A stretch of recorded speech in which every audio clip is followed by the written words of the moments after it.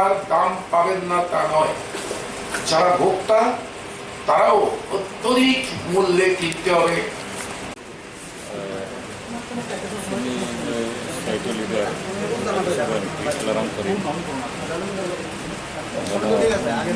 জনগণকে সবাইকে, ব্যক্তিগতভাবে সরকার মানে কেউ না, আমরা সবাই। কিন্তু এই জায়গায় যে ত্রিপুরা সরকার যে কতগুলো পদক্ষেপ নিচ্ছে, যে কিভাবে আমাদের লোকরা সমস্যা জড়িত হচ্ছে না। আমি মাইগ্রেন্ট লেবার বলছি, আমি বাইরের কথা বলছি, ত্রিপুরার মাইগ্রেন্টের কথা বলছি। আমাদের একজন মন্ত্রী কদিন বাদে বাদেই খুব নাটকীয় ভঙ্গিতে বলেন, একদম মানুষকে আকর্ষিত করার জন্য, ত্রিপুরা রাজ্যের বাইরে ওনার হিসাব মতোই 26,000 পরিযায়ী, তার মধ্যে হয়তো কিছু ছাত্র থাকবে, বাইরে যারা কাজ করতে যাচ্ছে তারা থাকবে, তাদেরকে আসার জন্য তারা সরকারকে এই জানিয়েছেন। সরকার পোর্টাল করেছে, ভালো। কিন্তু এখনো তো অভিজ্ঞতাটা কি? আমি আজকে সকালে কথা বলছি, হয়তো আপনাদের কাছেও আমি বলছি, আপনাদের যদি কোনো সংবাদপত্রের প্রতিনিধির টেলিফোন নাম্বার থেকে তাদেরকে ফোন করুন। আজকে সকালবেলা 1200-1300 ত্রিপুরা রাজ্যের এই শ্রমিক ব্যাঙ্গালোরে হাজির হয়েছে রেল লাইনে, এই রেল স্টেশনে। এখান থেকে তাদের SMS গেছে, আজকে ট্রেন আসো। আর রেল স্টেশন যখন আসলো বলছে না, ত্রিপুরা ট্রেন তো আজকে নেই। অসংখ্য ফোন আসছে, আমরা কোথায় যাব? যে বহু কষ্টে দাঁড় দেনা করে কোনো রকমকে মালিককে বুঝিয়ে সুঝিয়ে ঘর ছেড়ে এসছে, এখন কোথায় আমরা গিয়ে ঢুকবো? আর এখানে যে পোর্টাল, এখানে ফোন করলে পরে ফোন তোলে না, সঠিক উত্তর পায় না। এটা শুধু ব্যাঙ্গালোরে যারা আছে তাদের অবস্থা না, চেন্নাইয়ে যারা আছে তাদের অবস্থা, দিল্লিতে যারা তাদের অবস্থা, সর্বত্র। তো আমরা এই 3টে সংগঠনের তরফ থেকে আমরা দাবি জানাবো, হ্যাঁ ঠিক, একসাথে রেল মন্ত্রকের পক্ষেও ত্রিপুরা রাজ্যের জন্য 50টা ট্রেন দিতে পারবেন, আমরা জানি। কিন্তু বাইরের এই লোকদের এই হয়রানি বন্ধ করার জন্য রেল মন্ত্রকের সাথে আলোচনা করে সেরকম দায়িত্বশীল অফিসারকে, এরকম কিছু অফিসারের টেলিফোন নাম্বার দিয়ে দিয়েছেন, তারা যেদিন তাদের টেলিফোন নাম্বার পত্রিকাতে প্রকাশ করা হয়েছে তারপর দিন থেকে সুইচগুলো অফ করে রেখে দিয়েছে। নাম বলছি না অফিসারদেরকে, আপনারা জানেন। বাইরের এই শ্রমিকরা কিভাবে আসবে, কবে আসবে?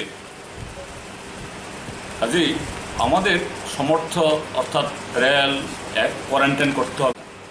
তো আজকে যদি আমরা দেখি যে 20 লক্ষ কোটির প্যাকেজ, একটা টান দিয়ে বলছে 20 লাখ crore কা প্যাকেজ, কি এই জায়গায় সমাজের বৃহত্তর অংশ, যে কথাটা নারায়ণদা বললেন, কৃষকদের প্রাপ্তি নাই, খেত মজুরদের প্রাপ্তি নাই, শ্রমিকদের প্রাপ্তি নাই, এবং হ্যাঁ কর্পোরেটদের প্রাপ্তি আছে। এবং সেক্ষেত্রেতেও যে সত্যিকারের এই যে বলা হচ্ছে GDP 10%, আসলে সরকারের খরচটা কি আপনারাও শুনেছেন। সরকার তো ডাইরেক্ট কোনো খরচ করছে না, ওই ব্যাংক থেকে ঋণ নিয়ে করতে হবে, এগুলিকে অঙ্ক করে 20 লাখ একটা অঙ্ক ধরিয়ে দিচ্ছে। কি হবে? আমেরিকা এত সম্পদ, এত শক্তি থাকার পরে বেসামাল, যে এই অতিমারি COVID-19 নিয়ে সারা পৃথিবীতে এবং আমাদের দেশেও একটা অভূতপূর্ব একটা সংকট, যা আমাদের চিন্তা ভাবনার পরিধির মধ্যে ছিল না, এরকম একটা হতে পারে। আমাদের অনেকের জীবদ্দশাতে এরকম একটা অর্থনৈতিক একটা এবং সব দিক থেকে একটা করুণ ছবি দেখার সুযোগ অতীতে হয়নি। এটা হয়েছে, এটা আশা করা গেছিল।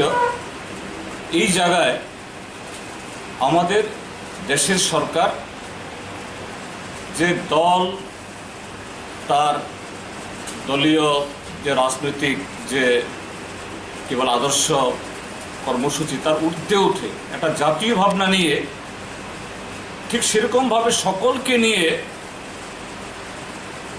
বিভিন্ন কর্মসূচি গ্রহণ করেছেন, কিন্তু সেই কর্মসূচি যে সবাইকে উপকৃত করতে পারবে এরকম এটা হবে, এটা হয়নি, আপনারা শুনেছেন। আমি শুধু এটা বলার কারণ আমি শুধু একটা উদাহরণ দিতে চাই আপনাদের সামনে। এই যে করোনা ভাইরাসের ফলে এখন যেভাবে সারা পৃথিবীব্যাপী তার সংক্রমণ, ওয়ার্ল্ডোমিটার নামে একটা এই ওয়েবসাইট প্রতিদিনই তারা সারা পৃথিবীর কত বাড়া যাচ্ছে, কত সংক্রমিত হচ্ছে, কতজন সুস্থ হয়ে ফিরে যাচ্ছেন তার হিসাব বের করছেন এখন টাইম টু টাইম। আপনারা নিশ্চয়ই করেন। সবচেয়ে যে আক্রান্ত যদি দেশ এখন মার্কিন যুক্তরাষ্ট্র, এটা আমরা সবাই স্বীকার করি। মার্কিন যুক্তরাষ্ট্র অর্থনৈতিক দিক থেকে, সম্পদের দিক থেকে, সামরিক দিক থেকে সবচেয়ে শক্তিশালী দেশ, কিন্তু এই করোনা ভাইরাস আক্রমণে এখন বিপর্যস্ত, দিশেহারা। তাহলে এত সম্পদ থাকার পরও, এত অর্থ থাকার পরও, এত বিশেষজ্ঞ থাকার পরও, এত ক্ষমতা থাকার পরও কেননা যে এই সম্পদকে সামাজিকীকরণ বা সামাজিকভাবে এটা বন্টন করা, সামাজিকভাবে এই সম্পদকে তার ব্যবহার করা, তার উদ্যোগ নাই। সব কিছুই সেখানে বেসরকারীকরণ। উৎপাদক যে বিষয়গুলি এখানে তুলেছেন সবার পক্ষ থেকে, আমি ছোট্ট করে তার কয়েকটা বিষয় আমি সাপ্লিমেন্ট আমি করছি। তার সাথে আমরা কৃষক সভা গণমুক্তি পরিষদ খ্যাত বুজুর মানে হলো এই অংশ সারা দেশেরও এবং আমাদের রাজ্যেরও যে প্রায় ৮০ থেকে ৮৫% মানুষকে আমরা রিপ্রেজেন্ট করি। শুধু কৃষিক্ষেত্রে বা কৃষক জমিয়াদের চাষের উৎপাদনের সমস্যা না, তার বাইরেও বহুবিধ সমস্যা এটা ছিল, এবং এই অতিমারি এটাকে আরও বহুমুখী সমস্যা পরিণত করেছে। সে বিষয়েও যে আমাদের যে বক্তব্য আমি এখন রাখতে চাই। প্রথমত যে বিষয়গুলো এসছে মিলে আমরা উৎপাদন করতে পারবো না।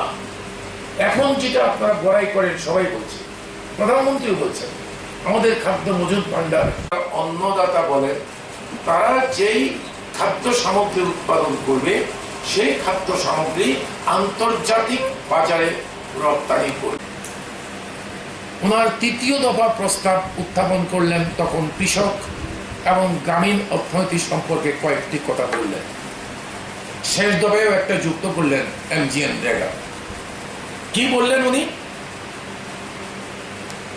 উনি বললেন যে ১ লক্ষ কোটি টাকা দেওয়া হবে বেসরকারি উদ্যোগপতিদের, কি জন্য?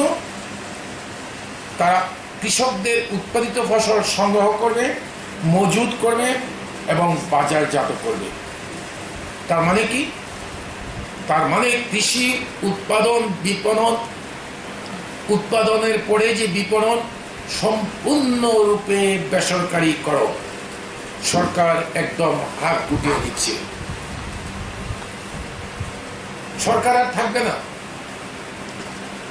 আমাদের দয়ার এই যে আপনার ব্যবসায়ীরা, উদ্যোগপতিরা, আমাদের ভাষায় এই উদ্যোগপতিদের দয়ার উপর নির্ভর করবে আমাদের ফসলের দাম পাবো কি না। লক্ষ্য করবেন ওনার এই প্যাকেজের মধ্যে কৃষকের ফসলের সর্বনিম্ন লাভজনক দাম বা সহায়ক দাম উনি একটি বারের জন্য উল্লেখ করলেন না। তাহলে কি FCI থাকবে না? আর FCI যদি থাকে, ধান আর গম কি নেবে? বাকি উৎপাদিত ফসল কে কিনবে? সরকার হাত গুটিয়ে নিল। সব ব্যবসায়ীর হাতে তুলে দিল, গোটা কৃষি বিপণন ব্যবস্থা ব্যবসায়ীর হাতে চলে গেল, কৃষকের চোখে জল। উনি দিতে, এই জন্যই ভারতবাসী বিদ্রোহ করেছে।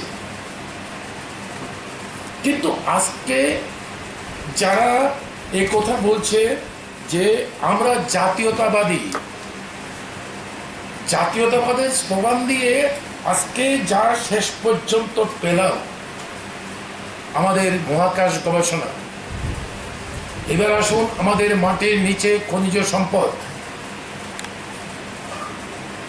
আর অন্য কারো আমি বললাম না, আমাদের দেশের সার্বভৌম দেশের প্রতিরক্ষা উৎপাদনে আমাদের যে অর্ডিন্যান্স ফ্যাক্টরি, এই সমস্ত উৎপাদন, আমাদের দেশের বিমান পরিষেবা, রেল পরিষেবা, বিদ্যুতের বন্টন ব্যবস্থা, এর আগে তো ব্যাংক, বিমা, এই সমস্ত কথাগুলো জানেন, আমি সেগুলো আনবো না এখানে।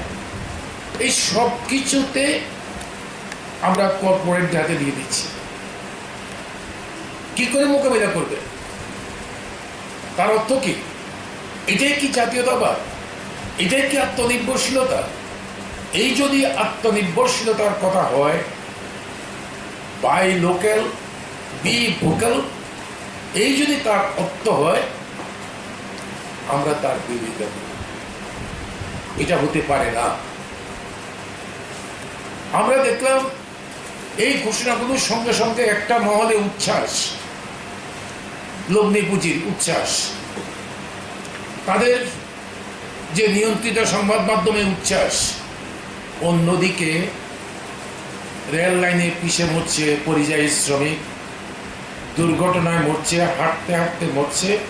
আর যে জিনিসটা আপনারা দেখতে পাচ্ছেন না, ভারতবর্ষের গ্রামে কৃষকদের চোখের জল আপনারা দেখতে পাচ্ছেন না, ওই জিনিসটা দেখা যাচ্ছে কিছু কিছু সংবাদ মাধ্যম, বিশেষ করে আপনার সোশ্যাল মিডিয়া, এই সোশ্যাল মিডিয়ার কল্যাণে।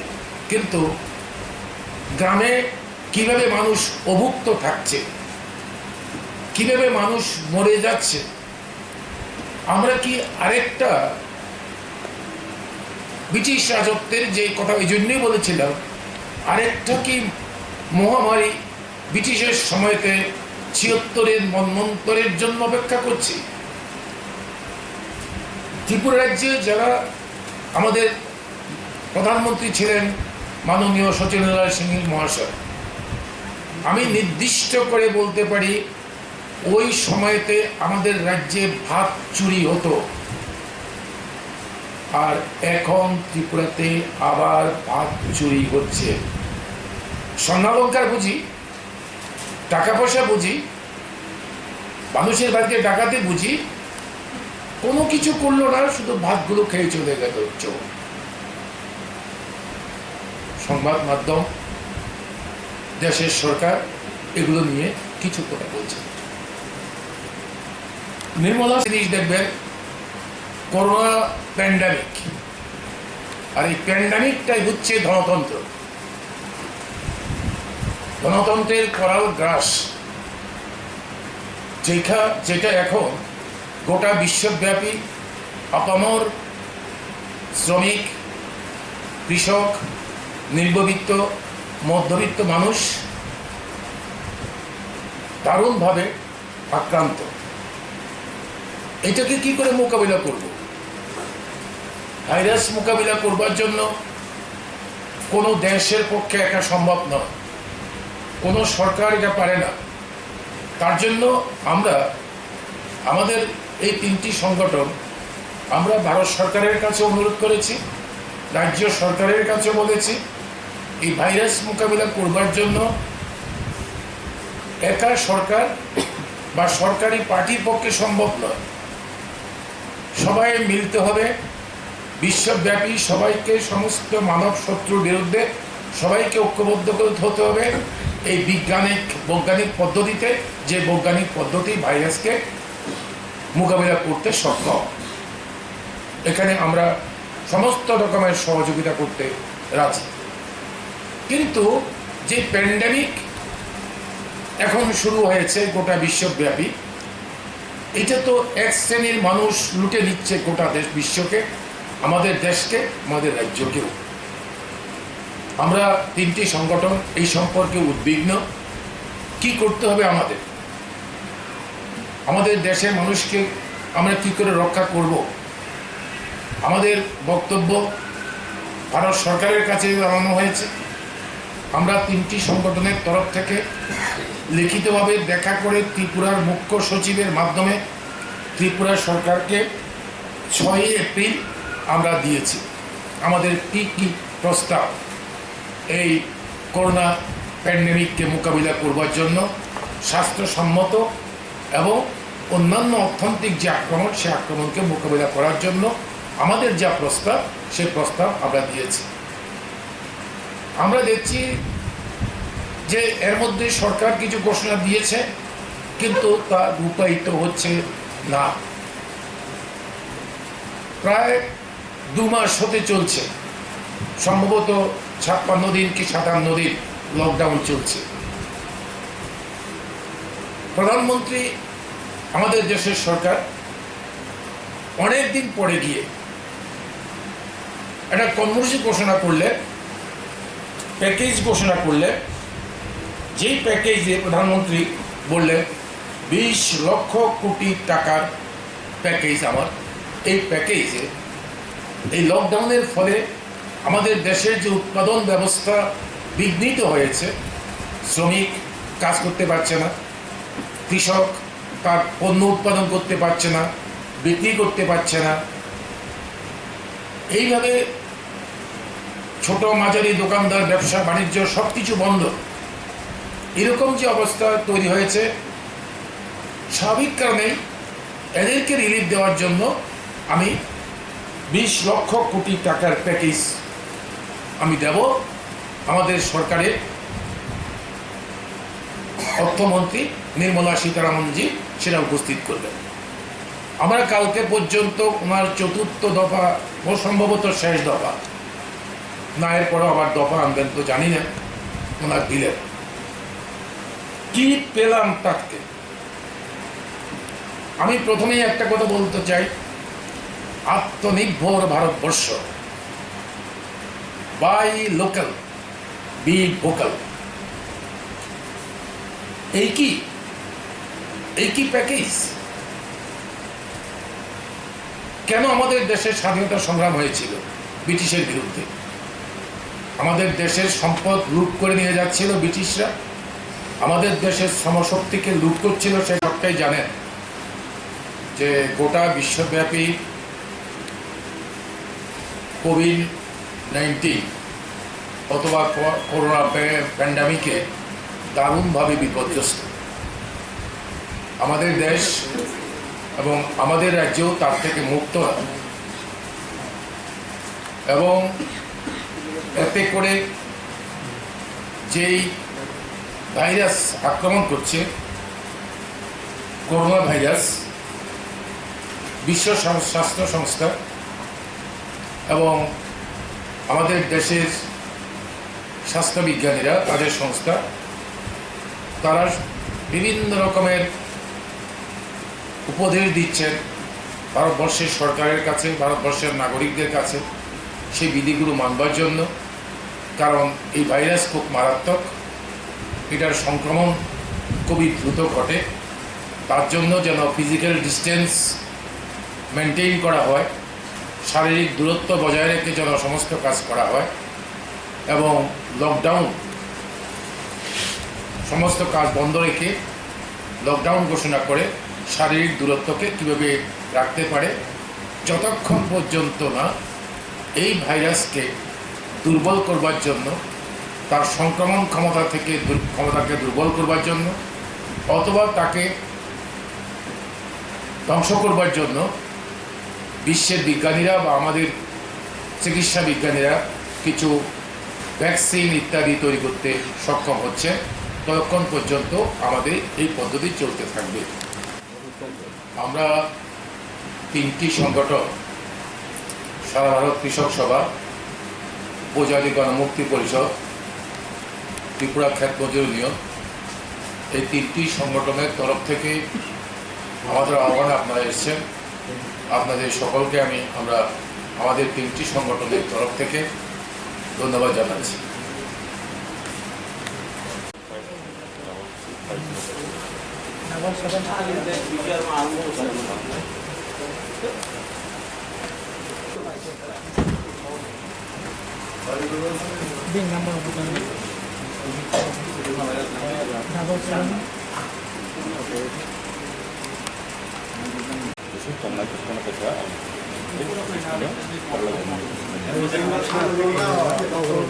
पूरा